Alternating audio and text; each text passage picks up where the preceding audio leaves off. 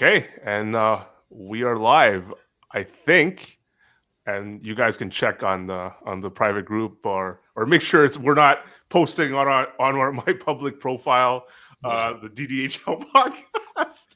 But welcome using StreamYard. We got my co-host, as always, Blackberry, and special guest Derek Blaze, two-time champion, one of the few two-time champions in the league. Switch it up here. Nice, nice view of the room.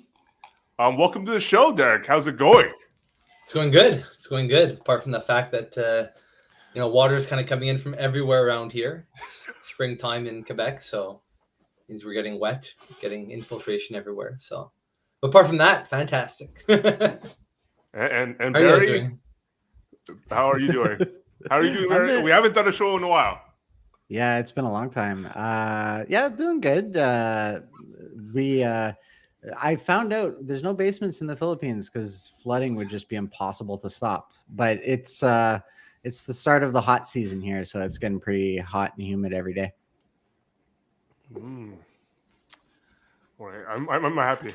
I'm gonna get confused. The two Derek's, Derek Barry. Okay, let's just go with this trade deadline coming soon in DDHL. I wanted to review how we all thought, like, be a little open about how we evaluate goalies, and I'm gonna have to credit you, Barry, when we talked on Facebook this week.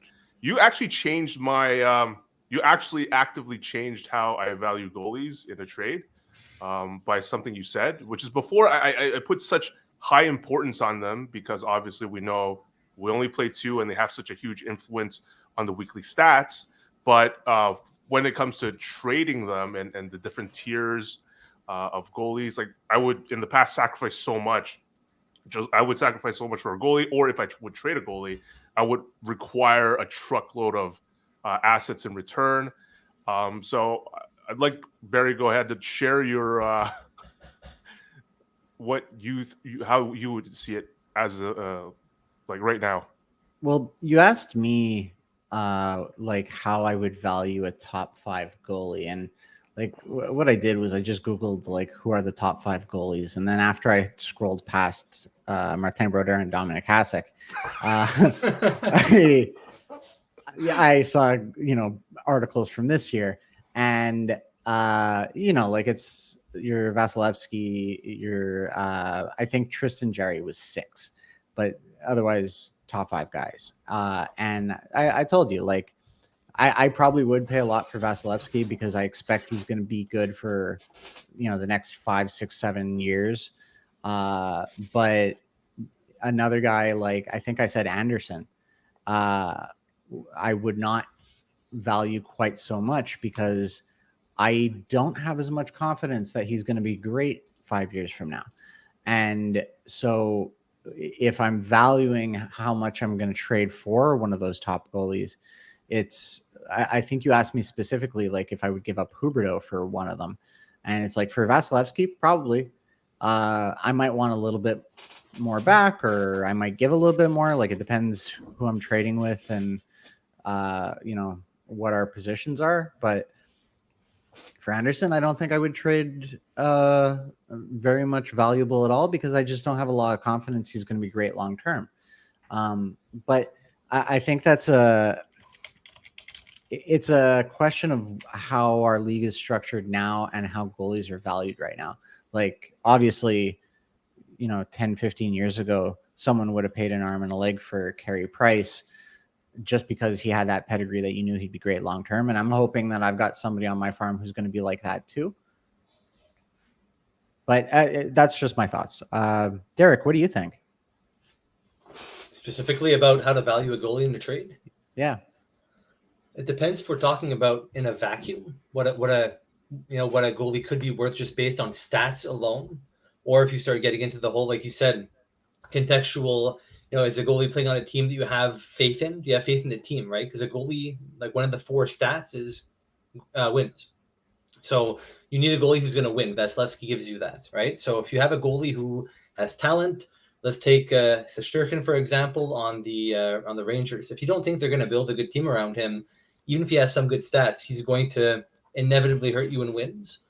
And I have to say too, I kind of like seeing you guys when I'm talking. Just I'll put that out there. There you go. It's kind of weird looking at myself talk. I can't see any reactions. But yeah, no. So it's hard to say exactly how you value a goalie, right? Let's take a look at my team. So the context of what I'm trying to do personally would be to try to build a team that can try to make the playoffs year after year, right? If I see an opportunity where half my team's injured or they're aging and all underperforming, then yeah, firestorm, sell the team, get good prospects, and start to rebuild to make the playoffs. I find some teams just go fishing for young players that, you know what I mean, might be the next big thing. They want to hit, they want to kind of gamble on certain players. But I want to build a team that's going to be in there year after year, trying to compete, trying to make the playoffs, and inevitably win. So given my team and its rather young composition, I don't know what you're taking a look at here. Carr found a new toy, and this is all terribly distracting. Is this last year's team? Oh, is it? Oh, sorry for the confusion. Yeah, I was like, Tatar. I was taking a look at the stats this week, and I was like, thank God I dropped that guy. And PK Subban right next to him. Every time I look at him, I want to pick up PK, but this is the new hip stream site that people use. So it's kind of cool if anyone StreamYard, if anyone wants to start their own show or podcast. But yeah, this is your team. Yeah, exactly. And what are you saying? Like it depends on what you're doing or how you're currently doing. Well, let's investigate it from like an anecdotal perspective. Let's take a look at like my case. I was approached by somebody asking me if I would be willing to trade Shesterkin for a landmine. Like, okay, I'm willing to break the bank type of thing. That was my expectation. So from my perspective, do I want to trade him, and what's his value? What's the value for me that I need to be able to trade him? So already, if I'm taking a look at competing in the next 3 to 5 years and being in there, I'm going to need to have some sort of goaltending, right? If I lose him, all I have is Jerry and then like crapshoot hope players on my team. Maybe they'll be good in 3 to 5 years. Who knows? But it's the kind of guys that you could drop and they might get hot during the year. You pick them up and then you ride them, keep a close eye. So in the end, I'd be losing that player. So I need to get somebody back who has an impact, who can move the needle on the forwards. You know what I mean? So if you offer me something like a high pick and a player that has good upside potential, over point per game, maybe a little bit less enticing of a pick, but at least somebody who's going to be a mainstay on the team to value the fact that now I have to go out there and try to look for some sort of patchwork on my goaltending. Otherwise, I'm going to have to kind of tank for years to come. And that doesn't make sense because I have this kind of young core of players in the 23 to 28-year-old range, right? So again, I guess it depends on how people operate their team. So that's why it's really hard to value a goalie because every single GM I find is very, very different when it comes to their own valuation. Like I just said, right? We're talking about, I don't believe in this system. I don't believe in this in the goalie coach they hired. I don't think they're going to train them well. They're not going to develop. So all these little nuances that everybody has, I find typically plays a bigger role than the actual baseline stats. You can take a look at a guy like let's take a look at a guy who's almost point per game, a guy like Peterson on Vancouver. You know what I mean? Like, do you think he's going to break out and be a stud in the future? Is that how you're valuing him? Or are you just going based on the exact stats that you've been seeing, his progression? So how do you base that? And I find, that's really a team by team basis, right? How do you on your team, Carr? Like, what's your goaltending situation? It's pretty bad, but I'm looking at. So I want to. Yeah, you're right. Very good points on it's really different. For me, I'm trying to think of a more, let's say, general sort of baseline market value. So what I mean is the reason Blackberry here made me rethink something is because many years ago, I feel like almost a decade ago, to try to win, I traded Pasternak for Kiprasov. And I think I remember doing something like that. And since then, Pasternak has had multiple seasons as being one of the best players.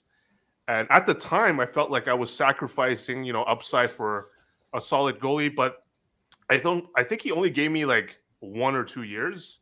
And I always thought goalies were worth way more than forwards. And then now I think in the context of what Tonin just brought, I can't call him Barrow all the time, Ninot just brought on was that You know, it depends on the number of years. Like, would I trade Mitch Marner, Jason Robertson, Kaprizov, all these guys that I have that not even like bias, like most hockey experts or fans would think they'll be point per game for the next, I don't know, at least 5 to 10 years or whatever. And it's like, do I trade any of them? Do I view any of them better than like an Anderson or in that tier, someone that's doing really good this year, but they're, you know, it's hard to say if they're going to be amazing next year, the year after. And previous Carl Young would have said, you know, the goalie's worth more all the time. Now I'm sort of like, yeah, it makes sense that Huberdeau, some of these younger guys are worth more. Let's see, on Rock Stallions, like William Nylander, 25 years old. Like some of these guys will probably give you minimum 5 to 7 years of predictable production. Like the top level forward studs are, you know, they're kind of predictable, and you want them to anchor your team. So that's where you've changed my opinion, Tonin, on how to evaluate goalies. If I could just comment, because like I think Derek made a lot of great points about you know, how valuable a goalie should be. And really, I think, you know, when we're talking about like the top 5, top 10 goalies of the league, probably nobody wants to trade those guys. Like, you have them, you're going to hold on to them as long as you can until they run dry and they're not doing anything for you anymore. And that's when you start to think about like, well, you know, maybe I can trade them and someone else is willing to take a gamble on them.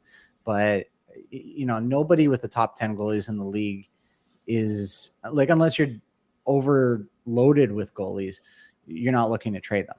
So I think, you know, to Derek's point of how everyone evaluates their goalies and figures out, you know, what their value is to them personally, it's like, you know, like Carr, I think you've always talked about how people might overvalue their own assets to some degree. I don't think you can overvalue a goalie who's performing right now, because that's gold. But then to my thought of, you trade for the best or you don't trade at all for a goalie, it's just that goalies can be such a crapshoot. Like, a guy who's the best goalie in the world this year might be shit next year. And that's why it's like, if you're a team that's building and you're not there yet, like, you know, if who's a good example? Let's use Mike Gass. Mike Gass has a competitive team this year, but not an amazing team. For him to trade for a goalie to win this year is a little crazy. And I would advise against him doing it. Whereas like a team like you, Carl Young, you have the offense to compete this year. If you get the goalie who's hot this year, it could potentially get you a championship. So I think it really does depend on what your circumstance are. Mm-hmm. I wanted to bring just a quick thing about like top 5 goalies and looking at them. Like, for example, according to Fantrax Score, which we may or may not love, top 5 last year was Varlamov, Grubauer, Fleury, Vasilevsky, and Hellebuck. So that's why Vasilevsky is that valuable, because, you know, we expect Tampa to keep being good. We expect him to keep being good. But everyone else, it's like, we might, that's where I think I adjusted my rankings. I might be overvaluing people that are doing really good this year that aren't like in a Vasilevsky type situation. Those guys, maybe you want to unload because it's less predictable. Go ahead. Yeah. Agreed. Daddy, somebody like Jerry might fit into that category. Do you know what I mean? Right. I think he's on the same category as Shesterkin, who has a good pedigree and is starting to perform on a New York team that could. It's actually a pretty good team if you think about it. They have good pieces, but at the same time, it's not a fantastic team to be playing on as a goalie. But in terms of, I'd like to go back to your point on longevity, because a goalie that can give you that 5 to 7 years, I think you nailed like the nail on the head there. That period of time of having a goalie is invaluable. A forward can give you that. They start dropping off at 32 to 34. They can start giving you like a maybe year. Do you take a gamble? You know, I have those guys on my team, like the Bens and Radullovs and Seguins and whatever, right? Like, are they going to give you 60 points, 80 points? What are they going to do? Do you try to keep them, you know? But on the goalie side, if you can find that person, and I think Shesterkin is not there yet, he has to prove himself at least in like another year, and then you can say, okay, he's in the running more often, right? So Vasilevsky fits that bill for that longevity. So when you're trading a goalie, that longevity, I think, becomes even more important and even more valuable in the trade, because you can find a forward who's going to belt out 5 to 7, like a guy like a Fiala or a Barbashev or whatever, right? Like they're going to give you that like 5 to 7 years of 60 to 80 points. You know what you're getting from them. It's like a known commodity. A goaltender, like you said, year by year they could have a bad year just by team injuries, team chemistry changing. Little things like this can change a goalie up, right? So if you have a goalie that makes the team, not like a goalie that starts to develop and you're like, okay, he has a solid team, a foundation, he's playing well. If you have a goalie that no matter what is solid on the team and at least gives you like a top, 80th percentile goalie, that is something that you can't balk at. That is something that is very valuable. Right? I think that has to get taken into consideration when you're trading for a player like Vasilevsky, who I think should return like a Huberdeau type player. Yeah, I agree with that. So I'm saying, like, I think, are we all on the same page? I agree with all those points. I think we're saying that those actual goalies are like ultra rare. Yeah. I'm saying like Vasilevsky, a lot of people, I wouldn't say most, but I'll put myself in that category, Daddy Blaze. I put Igor in that category, but not everyone would. And then after that, it sort of drops off. I was talking to friends like, Gabi has Bobrovsky potentially for trade, and some people might be like, oh, Spencer Knight might replace him as early as next year or the year after. Like, we don't know. There's question marks with that. Less question marks with Igor. And so it becomes to drop off really fast. Like Vasilevsky, there's Hellebuck. His team sucks. The Jet sucks, but he's clearly number one of the best goalies in the world and going to be their workhorse starter for the next few years. But then after that, it's like everyone drops into the next tier. Yeah. But it's funny that you said that a goalie might have less value because you're afraid that they might be replaced, right? Do we assign at least equal value back to the future studs, like a Tarasov or whatever? Do we apply that same back? Or is there like a net negative in terms of value in our league where people want to hang on to a future stud and don't want to trade them necessarily? But I find a lot of times when talking about these future studs, it's like, well, they're an unproven commodity, like you said, so their value is low. So you have low value for goalies who might break out, who have the position, and low value for potential future studs. Sorry, Tony. I agree with that. Like, I think, ahead. Of course, like, there's people who are going to overvalue their own assets no matter what. And, like that prospect who's going to hopefully be great in the future is not going to be trade bait.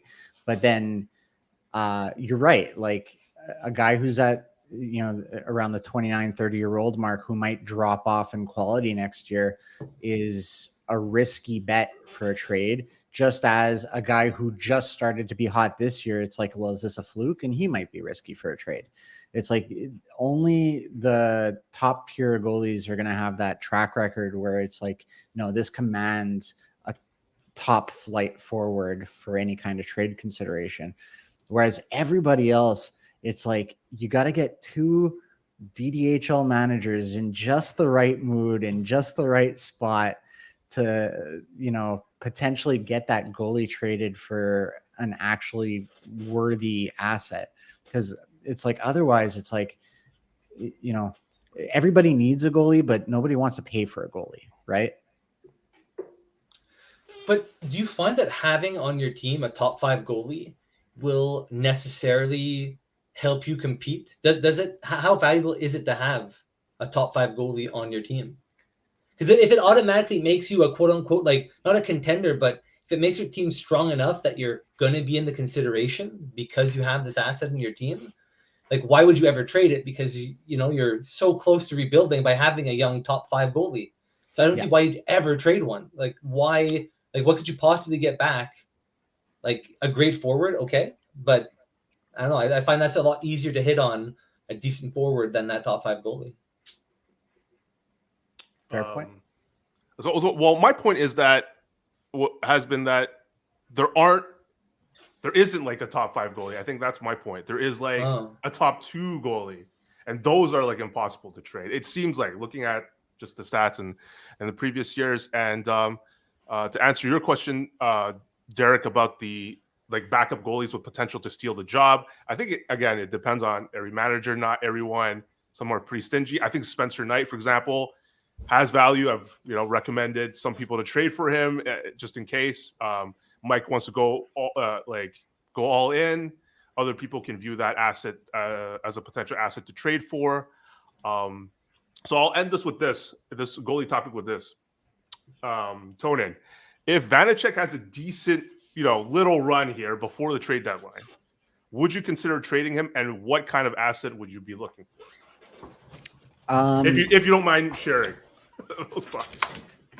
Yeah, so Vanacek's in that weird spot where it's like, he was competing for the top job in Washington, and then it looked like he might have finally had the top job, but then he got hurt. So at this point, my assessment of his value is I don't know if he's the goalie of my future, quite simply because, I've got a guy on my farm who I hope is the goalie of my future. And then I'm kind of just rolling the dice with 4 other guys and hoping one of them sticks. Right. So, if someone comes, I'll say it, if someone comes and offers me a first round pick for Vanacek, I probably say yes. Now, if they could get him for cheaper, I think that depends on my mood. I think that depends on the circumstance at the time. But it's we've had the conversation in other podcasts and chats and whatever. I think of a first round pick as a 12th keeper or 13th keeper. And if someone comes at me and says, here's a first round pick, give me Vanacek, I'll say yes. Yeah, I would say that's about right. There have been, even when he was doing well, there have been rumors that they still want to get someone, believable rumors that the Capitals want to get someone more reliable than the 2 that they have between Samsonov and Vanacek. So how safe he is for moving forward, who knows? And again,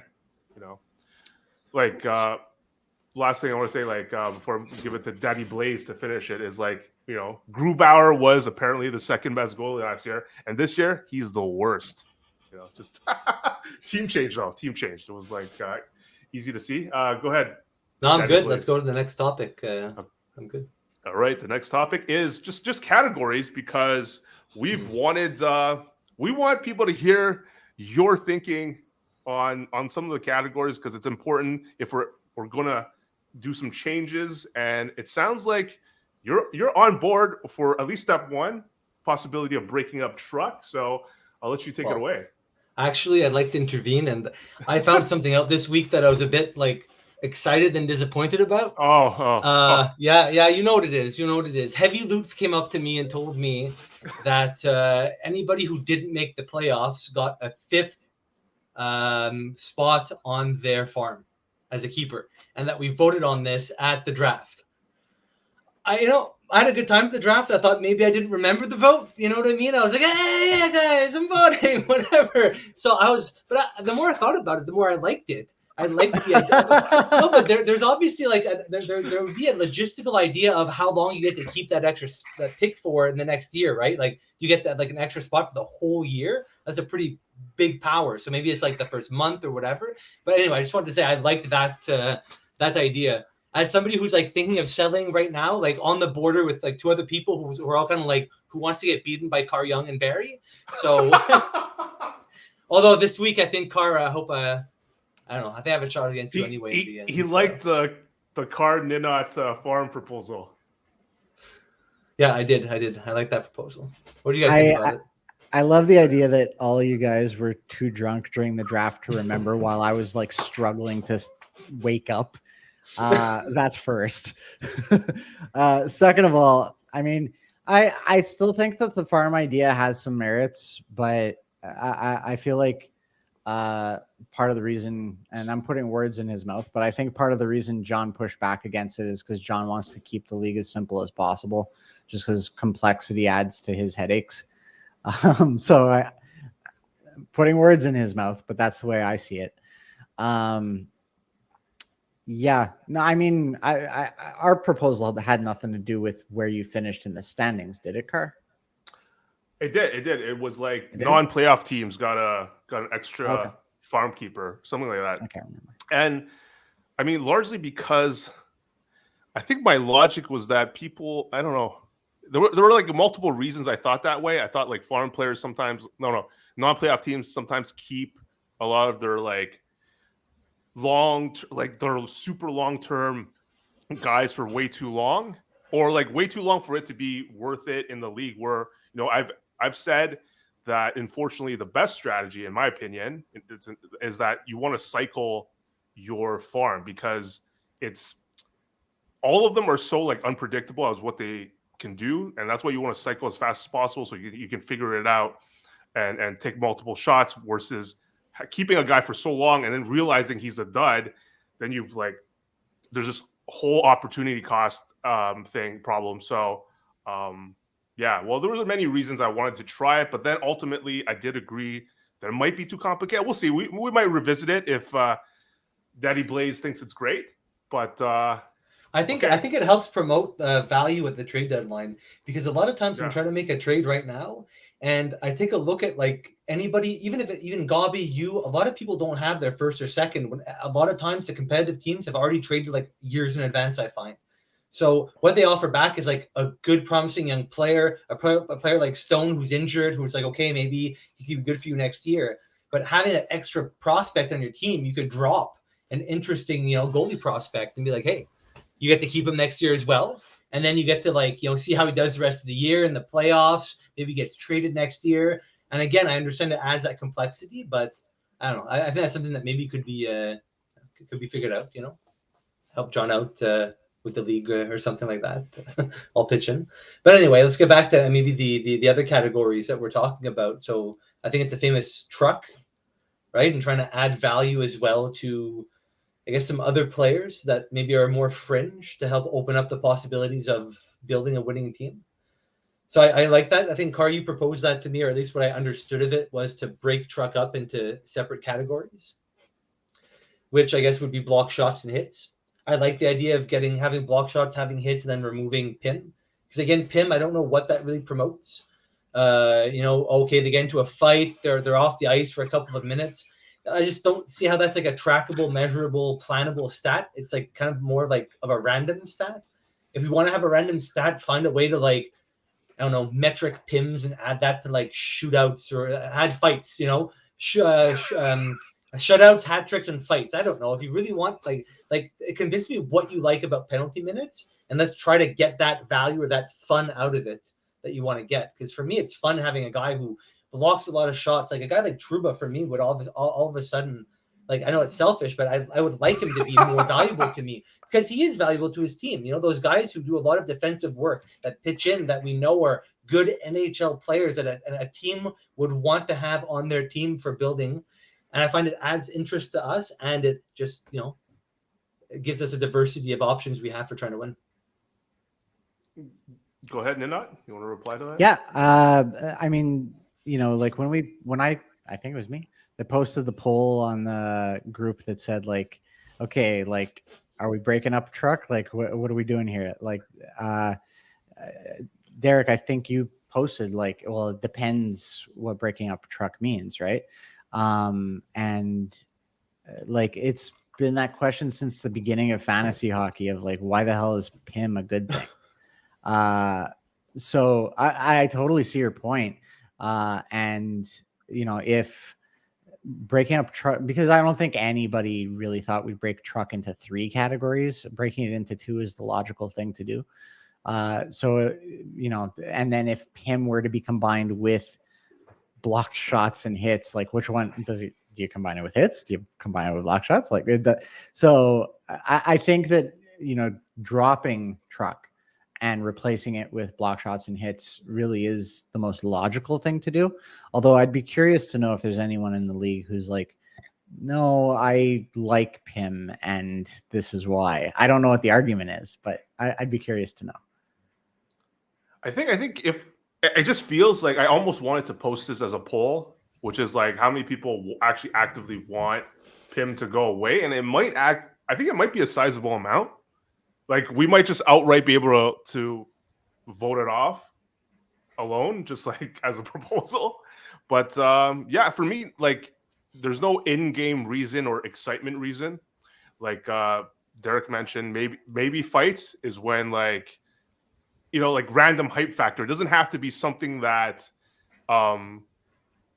like this is where me and Nina, I think we differentiate from John. I don't think everything has to be like part of winning the game. It could be like either us watching the game and being excited that it helps our team, stuff like that. And the only thing that can justify PIM is the fact that I don't know without looking at stats that you can say some people are, I don't know, predictable. Like I don't know if we split the stats and the case is the same, but like right now, like year after year, I know who are the top truck guys. It's like a really reliable, predictive stat that you can use to build your team, to trade, and that's why I actually like truck.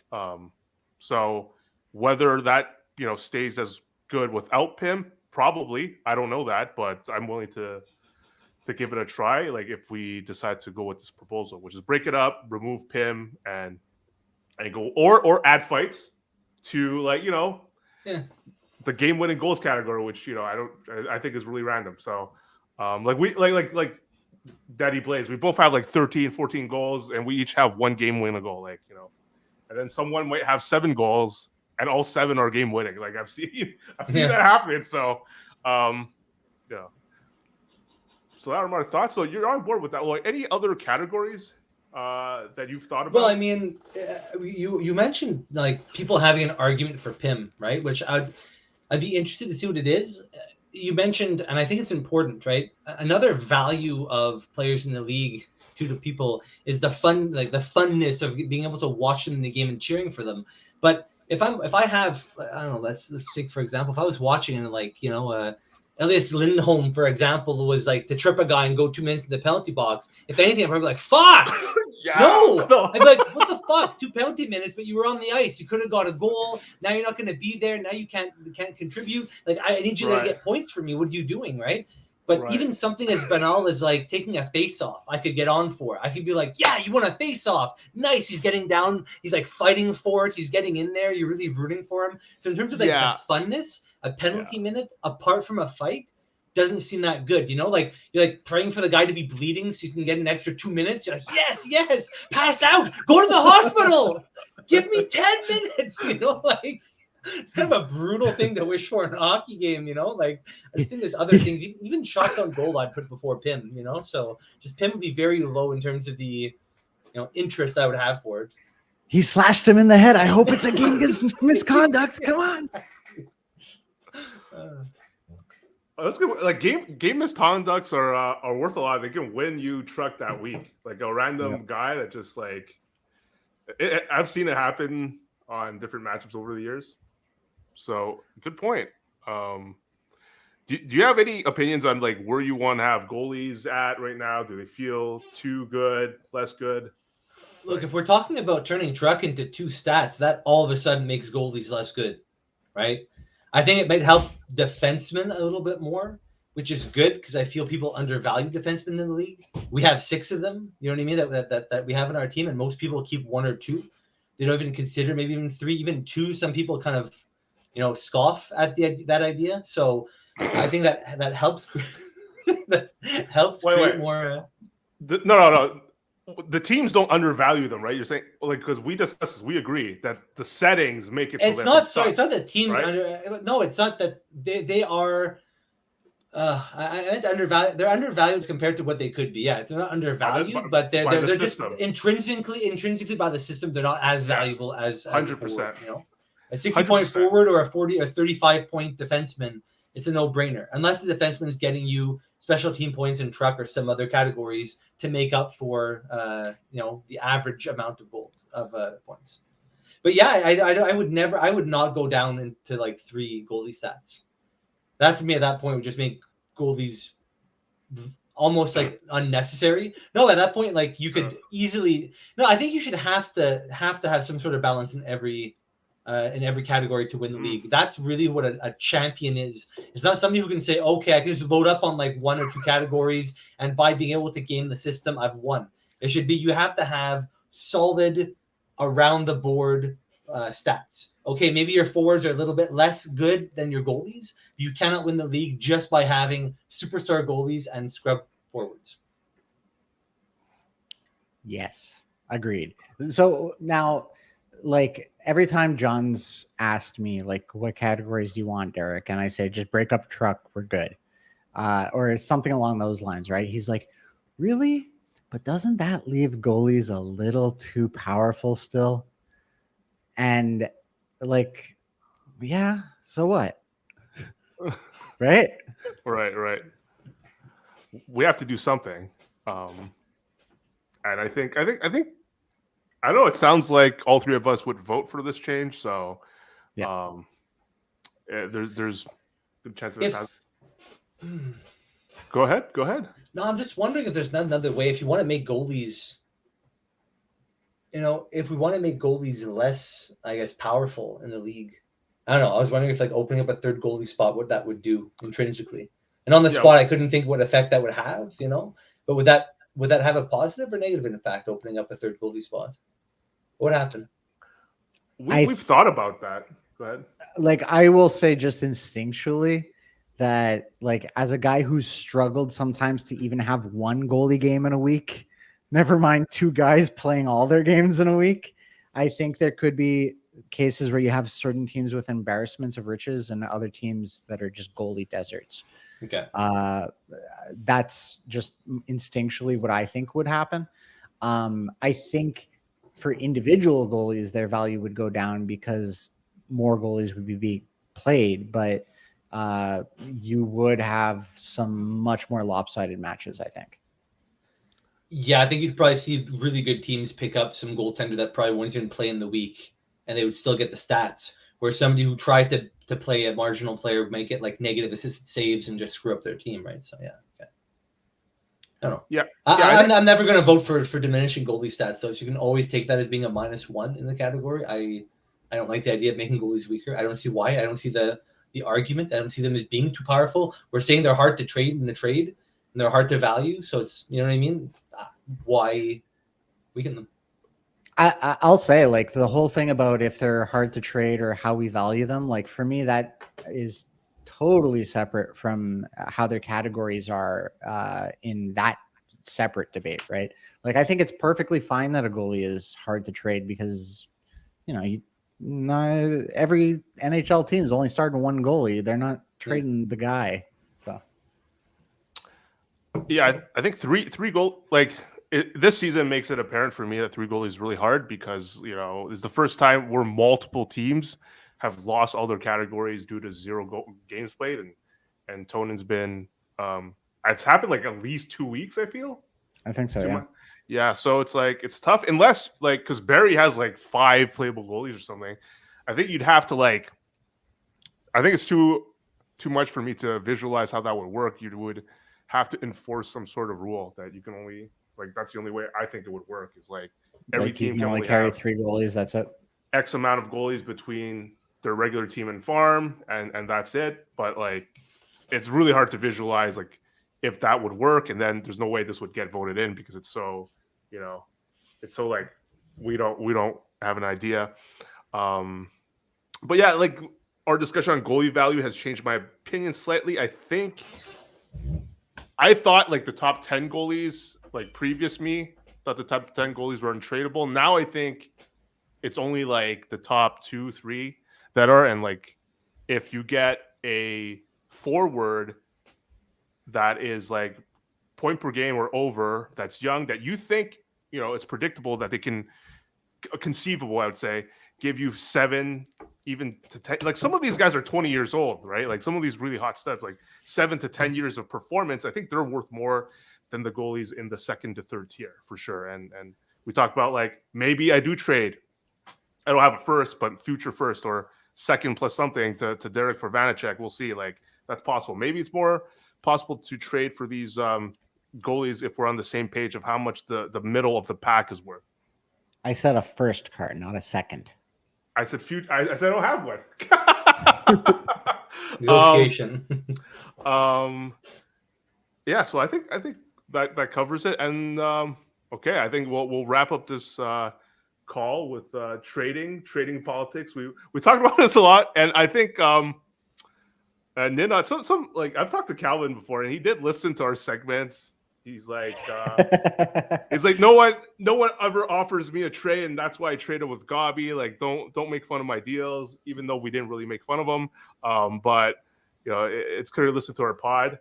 But I'll just reiterate quickly my really quick thought is just that I just want people to.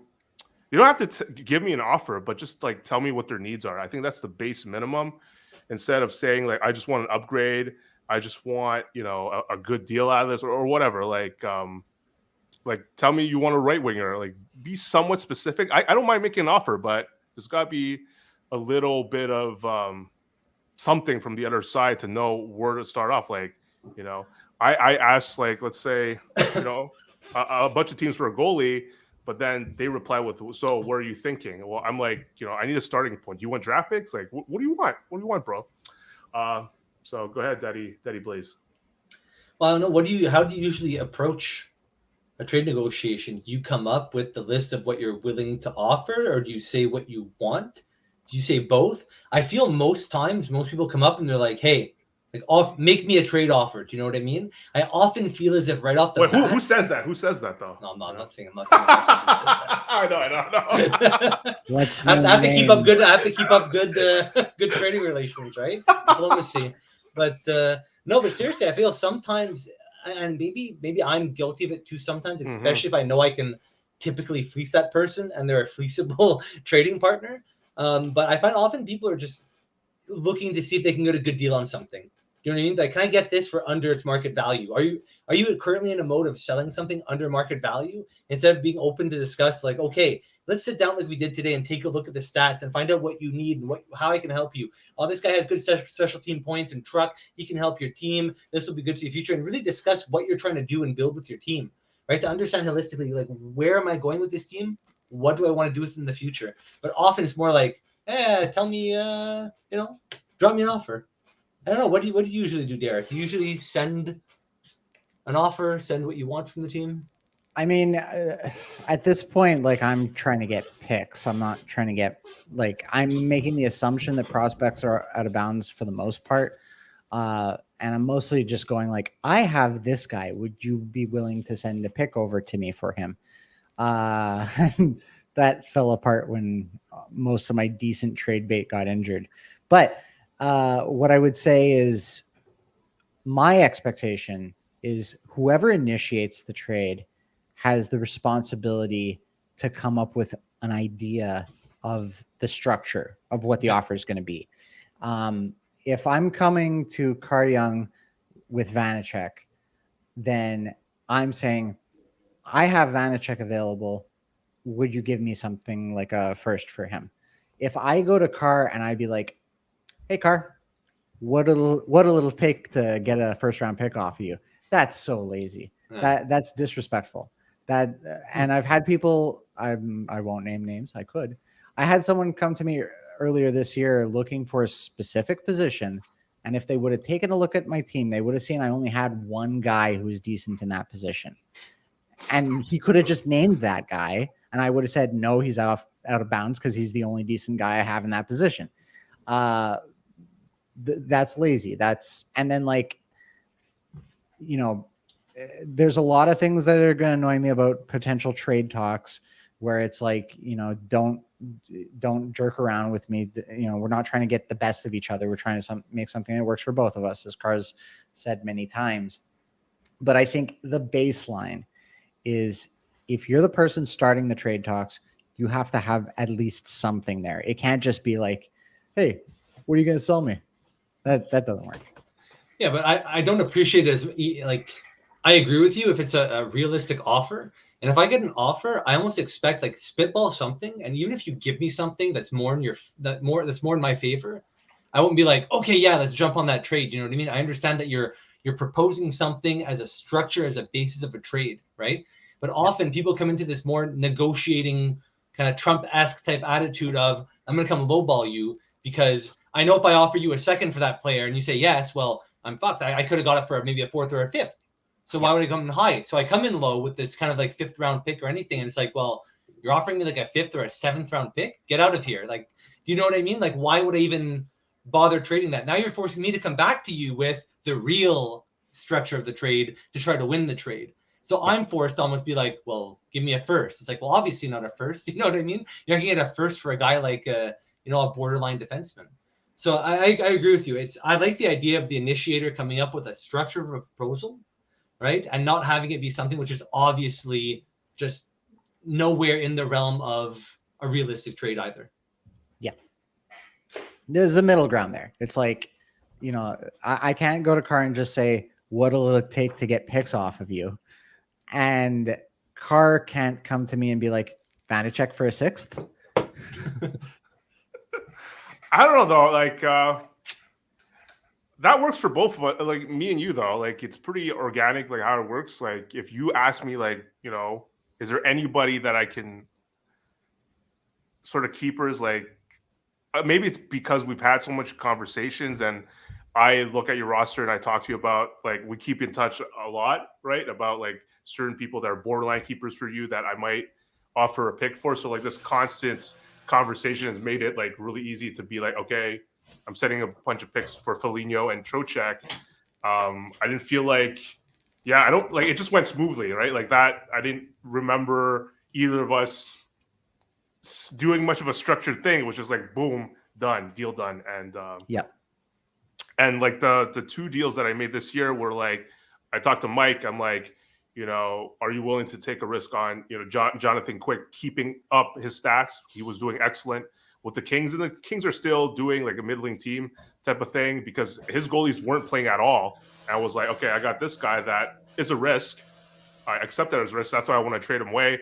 And I want something like a defenseman or a forward that's playable on my team for it.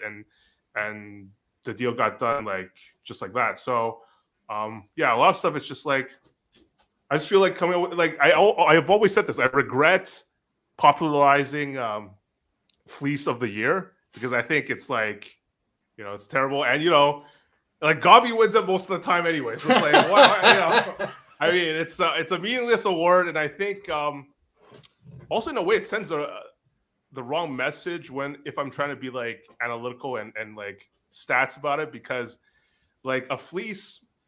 To me, like you can't judge a trade by how it plays out. It's really like, what did you think at the time of the trade, and if how it plays out would have affected your judgment at the time of the analysis. So when I say like, this is just a tangent, when I say like Eichel for Saros was a bad trade, despite Saros crushing it, it was like at the time, what scenarios could have played out? Do I still think that was a bad trade at that time? I still do, despite how it eventually plays out. So when we call a lot of things a fleets, we're being a bit too results oriented, unless it really changes how we would have felt at the time of the trade. But I too much fleecing and not wanting to be fleeced. And I feel like I don't have that feeling with you two. I can just say like, I just want this guy. I want Jari. I want Igor. I'm willing to pay top dollar, and that's it. Well, you just told me you value him as a top 2 goalie card that shouldn't be traded. So I'm expecting the farm and more. I said most people do. As you should.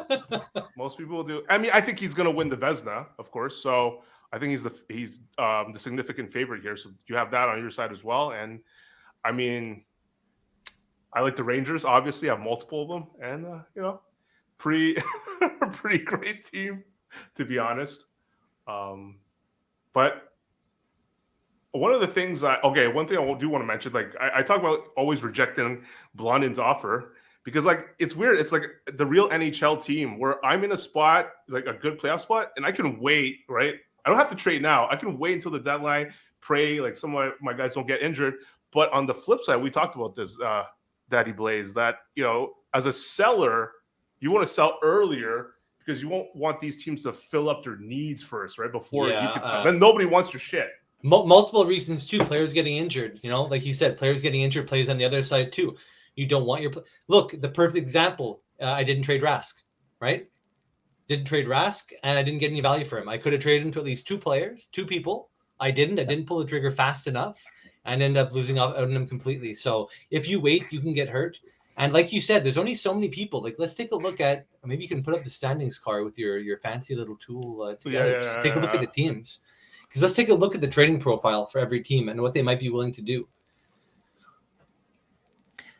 So I think that the top couple of teams probably have specific needs they might want to go try to fill. Then you're looking at maybe Barry, you might be going for somebody, but Rock Stallions, good looking guys, heavy loots. We're all kind of half in, half out, right? We're not really that tempted to go all in for it. From what I've heard, rumors are all three of us are kind of looking to sell. Do you know what I mean? And I'm in the precarious situation being like, I'm selling and buying at the same time, which is just, I'm looking for a deal that makes sense for my team. If there's somebody's offering me a good young piece, I'll be willing to trade my fringe players. If somebody's saying, hey, I have some players that you can go for it, maybe I'll trade a pick for it, right? But for me, that was depending on how it went against Carr. So we see from who's out there, if Carr makes a move, Carr, if you go and you make a deal with ABB, you guys make a deal together and you liquidate your team, you take all of his players. It's like a blockbuster trade, a couple of picks, young player going his way, maybe Stone, I don't know, and you load up your team. Well, after that, I take a look at you loading up your team. Well, I'm not doing anything. You already had a good offense. Now your defense is solid. I have to take a gamble on my goalies. So fuck that. We're not going for it. Maybe Jedi, maybe Chinks try to trade something. Scary ass is probably like, fuck this. I'm so far ahead. Why bother? So maybe there'll be a couple of trades to be made, but the value is gone at that point. After one, especially two trades get done, you're out of it. And there's a lot of teams looking to sell. There's a lot more teams, I think, trying to sell. So if you can make a trade now, you're the one who pulls it, right? Waiting for that first rounder instead of a second rounder. Like, look, you get, instead of getting Mark Giordano, you might get a Tristan Jerry. You know what I mean? It's really a crapshoot when it comes to the draft. The picks are really good to get the first 3 rounds of picks. Great picks to get. But I don't know how much I would value a first versus a second versus the risk of injuring your players and not even being able to make a trade and just taking 4th and 5th rounders at the end. I think that that's a great way to look at it. Like, the whole idea of buying and selling, it's kind of like a big game of chicken. I started selling pretty early this year because I knew I had no chance. And now if you look at Carr's team, he's basically got no draft picks in the first 6 rounds. So that makes him a pretty bad buyer. He's going to have to trade actual value to pick up actual value now because he doesn't have picks to throw away, which for a team like yours, like, if you have a fringe guy that could maybe help Carr, he doesn't have a first round pick to throw your way. So like, it is that game of chicken where it's like, as soon as those first 4 playoff spots are kind of firmed up a little bit, everybody else is just like racing to pick up all the parts they can before players get hurt or before draft picks dry up or before et cetera, et cetera, et cetera.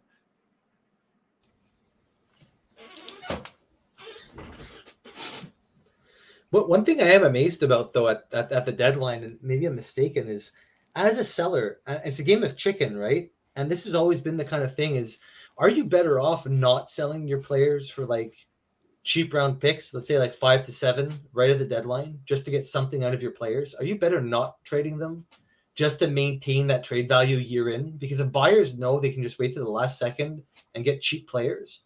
That's the thing, right? Like, I always think about that when I'm selling. I find it odd that I'm not able to even liquidate some of my players for a couple of 5ths or 7ths, like even just like take anybody I'm not willing to keep. You're still not able to get like a decent player for that.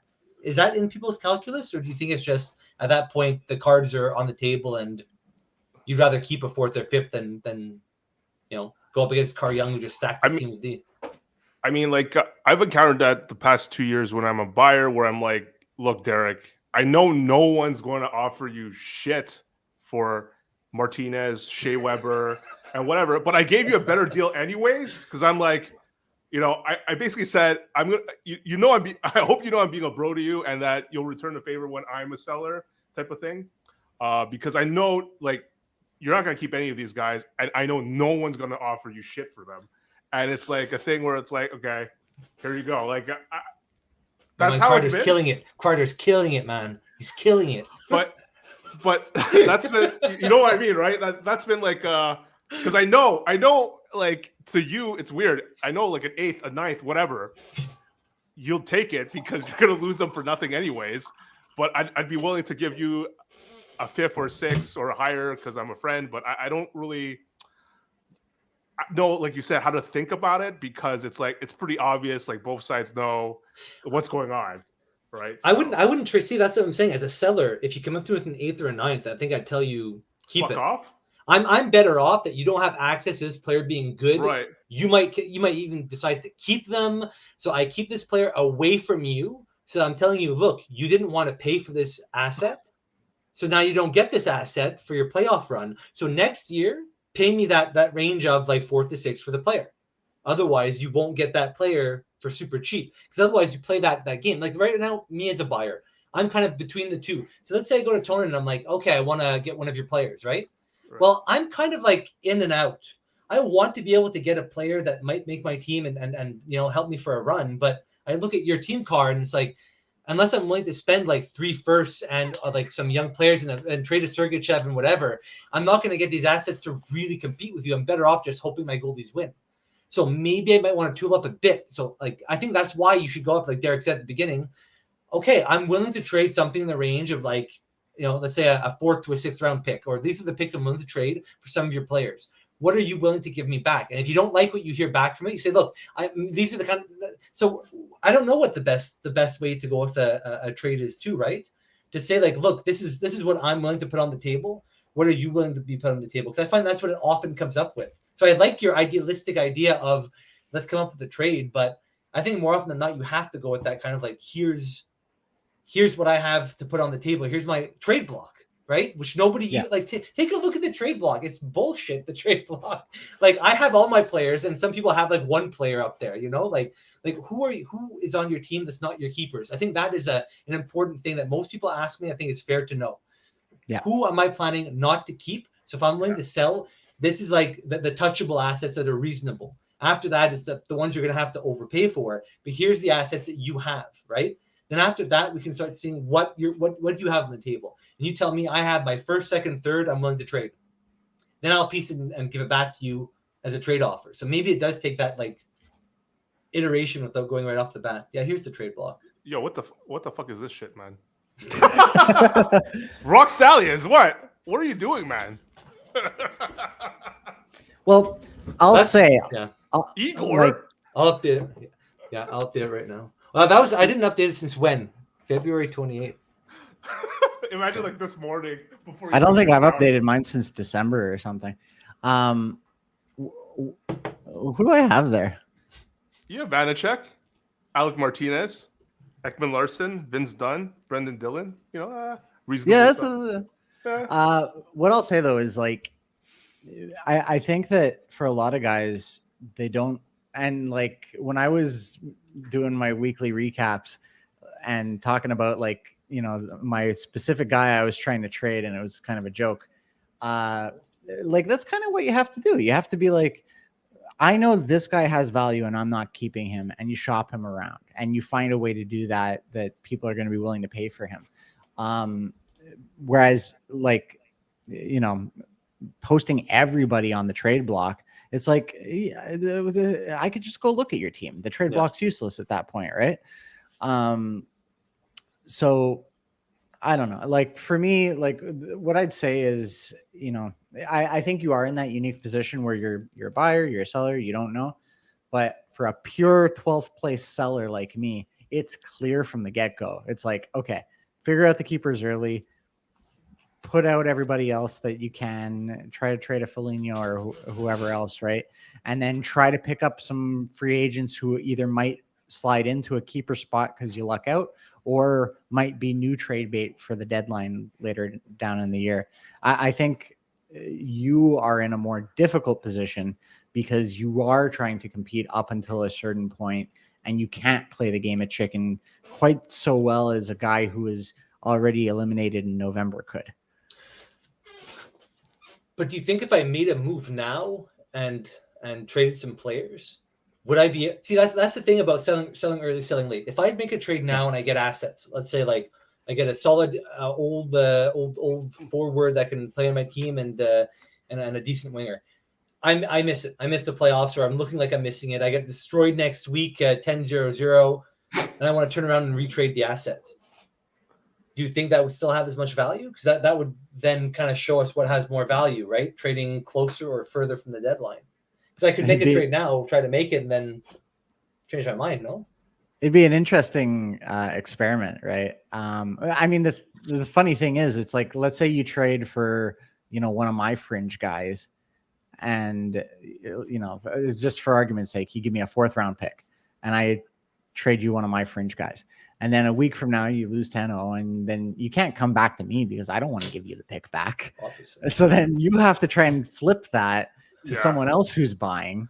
And then it depends if they're like Carr, where they've spent all their picks already, or if they're a guy like Barry, who's like, I don't need this. So, I think it's a fool's game to try and do that. Unless you're sure that the buyers outnumber the sellers. Good point. Right now, the buyers, I think, because they have more sellers to take from, have the advantage. I mean, I think, just want to say, I do have, if our farm proposal was active, I would have stuff to trade for you, Derek. See? I mean, Tonin. I mean, or either of you. Either of you, like, because like you're not like the thing is, like, we're pretty set. I mean, I don't know if increasing matters, because we're usually pretty set. We finalize our farm pretty early, and it's really hard to trade someone to a farm, because it has to replace your worst farm guy, and like your farm guys are usually there for a reason. At some point, you drafted them, you picked them up, or whatever. Like, for example, my guy, like, I offered him to you and Dan, and well, you denied because he's the Leaf, but Dan thought, like, he's an older rookie already, but like still, like Michael Button, like he has 40 points or whatever. He's like basically, maybe he doesn't have crazy upside, but you can treat him as a 12th keeper caliber player that will help you next year. Anyone that does 65 points and up is going to help you a lot. And I'd like to be able to trade that to a lot of teams if I want to, like, a last little tweak to my regular roster. But that's hard to do when everyone's set in stone with their farms. And maybe we do the rule where you just trade the farm spot completely. So I trade you Michael Button. You get to keep him and the rest of your farm intact. I lose the farmer spot completely. I only get to keep 3 farm players. I think that it's a good idea, but it's going to get back to nobody's going to trade. Nobody's going to trade a quarter of your farm roster spot, and then that's going to be hard to get back, because you're going to know you would keep only 3 prospects year to year for the rest. No. Okay, so it would have to like reset, like a 1-year trade. Yeah, it would have to reset at some point. Like you talked about, we'd have to come up with do I get the 4th spot right away for next year, right? Like, I keep only 3 for next year, so I have 12 plus 3, but then I can do 12 plus 4 again the next year. Could make a January 1st deadline. You get your 5th spot for a non-playoff team, and you get to keep your extra spot until January 1st. January 1st, we go in, we change it, we give John a nice little bottle of something, saying thank you so much for going in and undoing it. Or you know what? Why even put the weight on John? Penalize people if they fuck up and don't drop their spot. If you go in on January 2nd and you did not drop your player, or whatever date that we put there, by that point, if John gives you a warning, you have 1 week. After that, boom, like, you lose a 3rd round pick. You lose whatever. You know what I mean? Like, if you want to penalize, instead of having John have to go around with the carrot instead of the stick, right?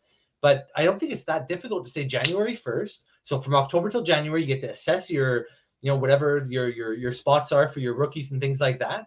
And then boom, you go down to your 4 rookie spots on your farm. You lose your farm spot, right? Like RFA signing by the 1st of January. Otherwise, they can't be in your team. You didn't sign them; they're off your team for the year. I can't wait to see John's comments on this video. That's all. This part. Yeah. I like the ideas, but I just think John's going to shit on everything.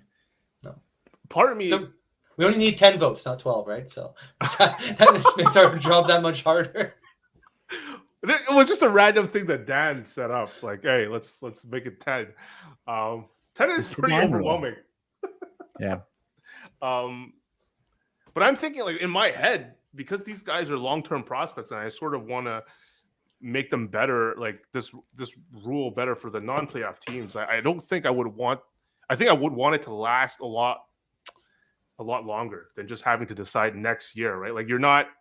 A lot of these studs, you won't really know. It's a pretty good benefit that we don't have now, though. I mean, we might say that it could be better, but why not trial run it? Why not beta run it for like a year and see how it? Maybe it's too late now, but it's not necessarily too late now. We could always implement it now. Again, I don't know how difficult it is mechanically in Fantrax. See, if it's mechanically difficult in Fantrax, then I completely understand and say, like, no, we're not going to start having to fuck with coding or whatever to. Sorry, I don't know if we can swear on this. I have to bleep that out. Yeah. No, I don't know if we can mess with coding. Think of the children. If it became that difficult for John to manage, I wouldn't want it. But if it's just, if there's a setting we could do that, it'd be fun. Why not? All right. Any let's wrap this up. Any last things you want to bring on the show, Daddy Blaze? No, I could talk for hours there. I think we've covered pretty much everything that want to mention. Maybe the only thing maybe be fun at some point. A GM's meeting could be interesting. Could be in order. Even if it's virtual, we could do it virtually. I got a last question before we go away. Wait, what meeting? Sorry. A GM meeting. Oh, okay. I heard a gym's meeting. A gym? Yeah, let's do it. Let's go to the gym together. I love it. Let's play some squash. Do it. Derek, my last question before we say goodbye is who's your pick to win this year? Whoever beats me in the playoffs. No joke. No joke. That's my pick. Whoever beats me in the playoffs is going to win this year. Take it to the bank. All right. So looking at the standings, right now you'd be up against the Jedi in the first round. So okay. Right now. No, not Jedi. The Chinks. No, right now I'll be up against the Barrage. It's going to be me against Carr. So in the end, I guess my vote is probably going to be the Chinks or the Barrage. That's my guess. From what I see, I don't think I'm making it to the finals. So Chinks or Barrage. All right. One quick topic, and I don't know. One question is, I think like some teams have said like pea shooters, and I mean we've talked about. I've said this to Dan, so it's not like 7-0 emojis. yeah. Where I felt like last year they didn't have, or maybe it's a poor draft. They didn't have as many good keepers as they could have, and I wonder if some type of wingers are sort of underlooked. So, for example, I feel like for you, like right now, Derek, Mangiapan, like being a 30-goal scorer, we talked about this. Like he feels like a surefire keeper to you, and I felt like last year, like somehow I traded Calvin, which I think has been a depleted team, Batherson.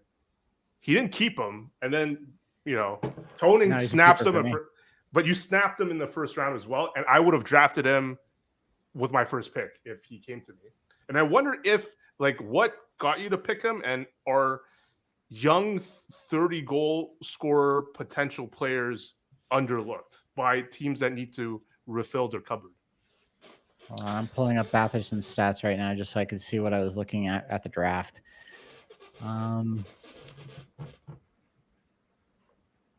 Okay, so it's the draft. And, we had the lockout shortened year last year, so you have to consider that. But I'm looking at Batherson. He had 34 points in 56 games, and he's how old? 23 right now. Yeah.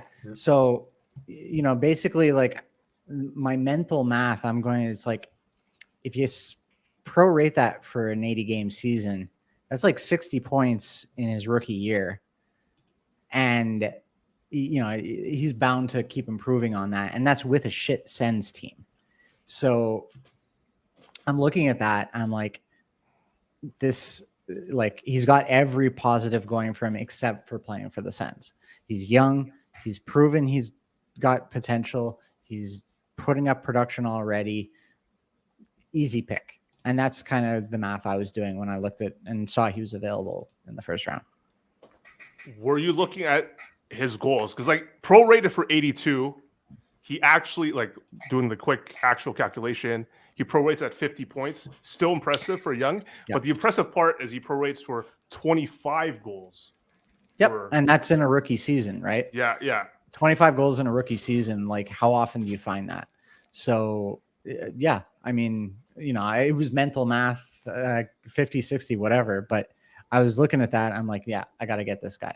First round, easy pick. Like the Sens are either going to trade him or lose him or whatever. Eventually, he'll be on a better team. And then I'll have a solid guy. Guys, I got to get going. I'm in trouble if I stay on much longer. So I'm going to drop from the call now.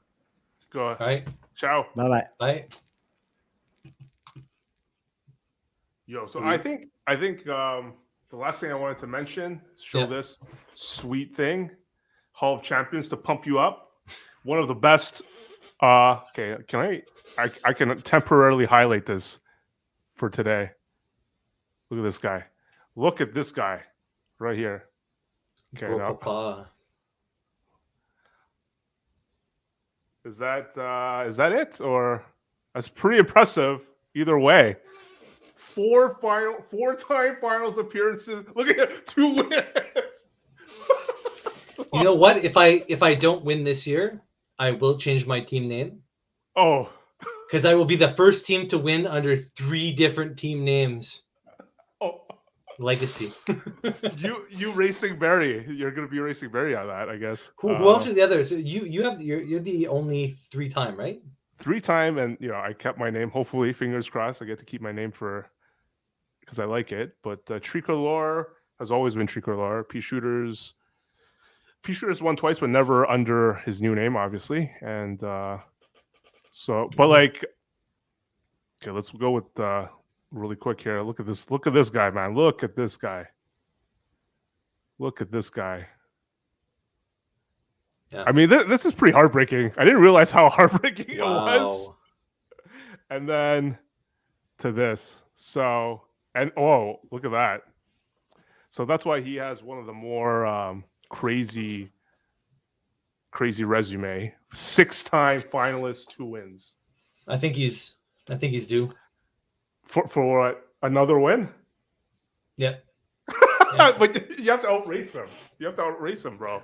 Yeah, the only one is Blackberry failed, right? So I think that's you know me, I like going on these kind of like feelings of riding the waves of the past and looking for patterns. So again, he only won with Blackberry failed and not with the Chinks. Okay. So maybe this year again, I think this year, maybe he'll lose in the finals, actually. Maybe there's a possibility you versus him in the finals and you win. So I forgot, you know, Guns N' Roses had a finals appearance against K Unit PB. So how many people are out of the league that actually made like champion or runner up? There's K Unit, Guns N' Roses, the Fierce. The Fierce, yeah. Wow. Man, it's been mainstay of the league for. But I like I like the fact that like there's been new names though. I feel like people making the playoffs and going deep lately, which I really like, especially Jedi. You know what I mean? Like, except like, it was a while where John like wasn't really making it far. He was trying to build his team way too much on Columbus at a certain point. But no, I like the fact that we're seeing different names going far in the playoffs. And you really see for the most part, you know, a rotation of champions, right? Yep. I mean, it took me, how many years is this now? It took me like this many years to win 3, man. It's like, you know, failures all around here, and like good looking guys, Dan, you know, many different champions, yourself, you know, being thrown in. And this year it would be a different champion. If John or Jake wins, that would be, you know, some good parity. If not, me or Barry win. Or who knows? You can sneak in to become the second. Join me in the club, the 3-time champ club. I don't know if it's I'm gonna sneak in. I don't know. I think I got an okay shot. I think I got an okay shot of it if I can make it past you in the first round. And right now the stats are what? I think the stats are me lining up 5-4-1 still, right? Yeah. You're Although probably it's all though like take a look at the matchup. Same thing for I thought it was going to be like blowouts, but good looking guys holding against Jedi. Lutz is holding against scary ass whales. So I think you might be surprised at the parity we might see moving forward. Like yeah. I don't know how much attention you've kept with the Jedi's. The reason he's struggling is because basically a lot of his goalies like lost their starting job or suck. That's why he traded for Frank Hughes from Gabi, who's like obviously putting up good numbers but doesn't play as often. So that's a decent anchor. But Binghamton lost his job for now. Murray's on the shitty Ottawa team. Samsonov apparently has lost his job to Vanacek. Mike Smith sucks this year. So yeah, he's just like me, really weak in goals, and therefore by default, I feel like Barry, Jake are the favorites to win it all. But you see I see that as being a potential road to the finals for me. And I see from the stats that you showed me before, I haven't been there since 2015, 2016. So personally, I think that's a good metric to see your team success. You know what I mean? Are you making it to the finals or not? If you're trying to win, right? If you're trying to at least have an impactful team, if you're not even making the finals, it's gotta be something that motivates you to be in there. By road, you mean matchup wise, right? Is that what you mean? Sorry? Like by road, yeah, exactly. Like if I get to face you, like any team that has like a weaker goalie situation than I do. Somebody who can match up with me on goal on the goalie front, I'm gonna have a harder time up front with my forwards, right? But against 100%. You or John, if I can get through based on goals, I can maybe get lucky on goalies. You can get lucky against somebody else. Or fuck you, you're 30 assists. Fuck yeah, my -6 was expected. The truck. But who knows, man? Check the date. Can you click the stat for the which daily day matchup instead of? What do you mean? Instead of period, yeah, you can click day exactly. So today, who do we have playing? Oh, okay. Who do we have playing? Oh fuck, you got a lot of. Are my goalies coming up though? Do I got? You have Igor though, so he's Come on, Igor. Yeah, shut out.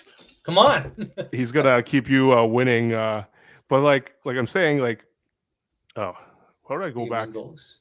Yeah, and game winning goals. Look at this. Like we're scoring 29 goals. We only have 2 game winning goals, and then some of these guys, it's pretty random, right? Like don't shootout goals count for that too? Yeah, and that's why it's random. Yeah, that's one thing that. There's 1 week where Barry or Dan had like something crazy. Like 7 game winning goals, in 21. Like, yeah.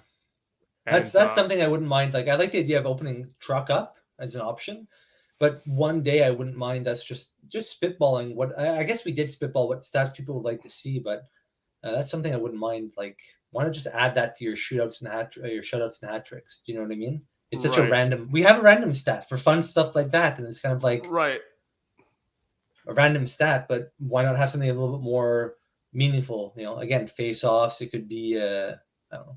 But we both agree that like as long as things are fun and random, they can deserve a spot. So like as much as I think game winning goals is random, it doesn't mean that I think they should be gone. Like you're watching a shootout goal, like shootout game, your guy scores a nice shootout goal, you want to feel like you get rewarded in the DDHL. No issues with that, right? Like it's random, but whatever. But wouldn't that help the devalue goalies a bit? You add game-winning goals to your shutouts, and see all of a sudden, if you add them together, your shutout means absolutely like almost bupkis. Getting a shutout in the week is tough enough compared to 4 game-winning goals. That could nerf a shutout a little bit. It could see a shutout could then like switch you between like the 4 versus 3. A shutout for THL for the heavy loops could have made them tie that category. So I don't mind if you add them together, you decrease goalie stats. And then maybe open up another stat that's more skills based, because 20% of our stats right now are a crapshoot. Which again, it depends what we want as a league. Do you want something that's more like you build a strategy around the stat that you can kind of model and be more data analytical, or is it more fun and we just want to be like, haha, like a random stat for the week? Like I always think about I don't know if this is an interesting analogy. I just think about like poker. Yeah. Pocket aces is still only like 80% against a random hand. So like is 20% too much or enough randomness for it to be a lot of fun? Like, I don't really, I mean, honestly, it could be higher than that. Like, maybe we find out over the years that a lot of the categories we sort of like are very deterministic or predictable. Like, it's boring. Maybe it should be more randomness than it is now. So I just leave that open for the rest of the league to figure out because I just enjoy it as it is. But anyways, thank you so much for coming on, my man, and we'll talk soon and maybe do I don't know, some other on DDHL shows. Yeah, maybe a breaking trade at some point. Big announcement.